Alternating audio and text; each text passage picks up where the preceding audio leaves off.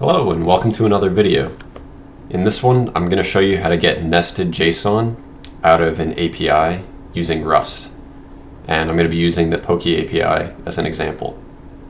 So if you look here, at this endpoint, we're going to be getting back some information about the Pokemon Litwick. And for this example, what we're going to want to do is get each of the abilities, the ability names, and whether or not the ability is hidden out of this endpoint. So to get started in our example, we just have to specify the few dependencies we're using, and those are request, Serde, JSON, and Serde derive. So with that done, we can get started writing our project. And we're just gonna use those crates that we need. Request,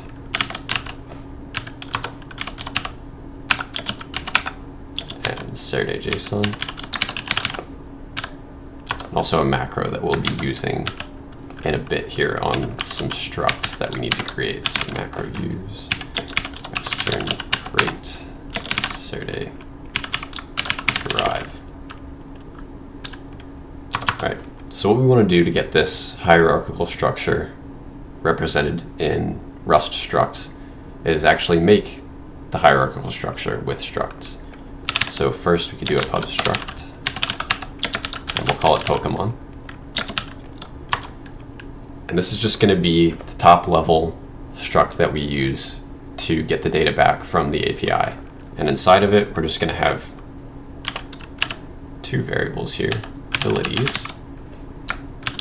And there are multiple abilities per Pokemon, so this is going to be a vector of a struct that we'll have to define in a minute, and we can call it PokeAPI abilities. And another attribute that we might want is the species. So we can get the name of the Pokemon, and we'll have to define another struct for that. So we'll just call it PokeAPI species.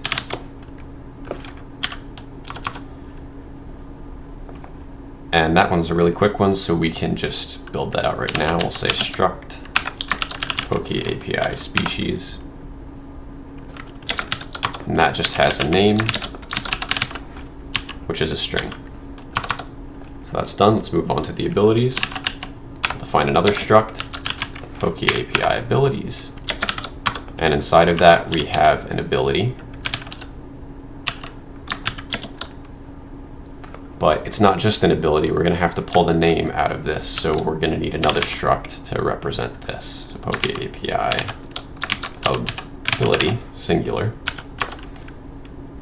But on this level, we do have our isHidden attribute, which is just a Boolean. And we can define our last struct here, which is just a PokeAPI ability. And that simply has a name and a string. Now, we want to put our Serde derive deserialize macro on each of these structs, so the data can actually be put from the API into our struct. So we'll do on each of these derive deserialize. We'll just put that on each of these here.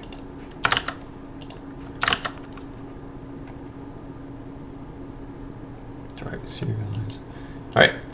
So now let's define a function where we can actually get the data from the API. So we'll do public function get Pokemon data, and this will return Pokemon for us.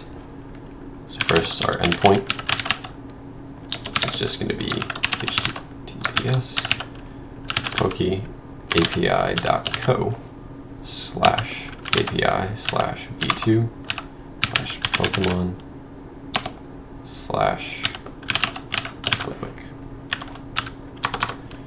Now we want a request client. So let client request client new.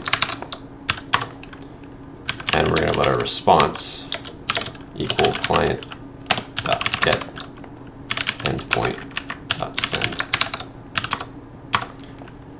So now we can put our response into our top level struct Pokemon. So we'll say let Pokemon is of type Pokemon equal response dot unwrap dot JSON dot unwrap, and we'll return Pokemon so we can get it in our main function. Let's come down here and just say let Pokemon be equal to what get Pokemon data returns. And now we should be able to really easily print out all the data that we're looking for.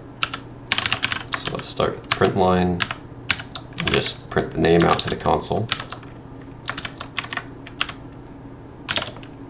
And just like our structure suggests, it's going to be Pokemon.species.name. Next we have the abilities to get, which is a vector. So let's print them all out. Loop.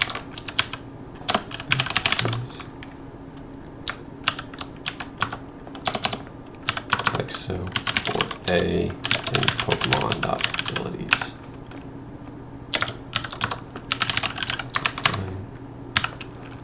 Let's print out the ability name and then whether or not it's hidden. Let's just separate that by a tab. Easier to read. Now what we need is a.ability dot name, and the other one is a.isHidden. And that's it. So let's compile it and run it and see what we get. Okay, so our project's compiled. Let's go ahead and run it and just see what output we get.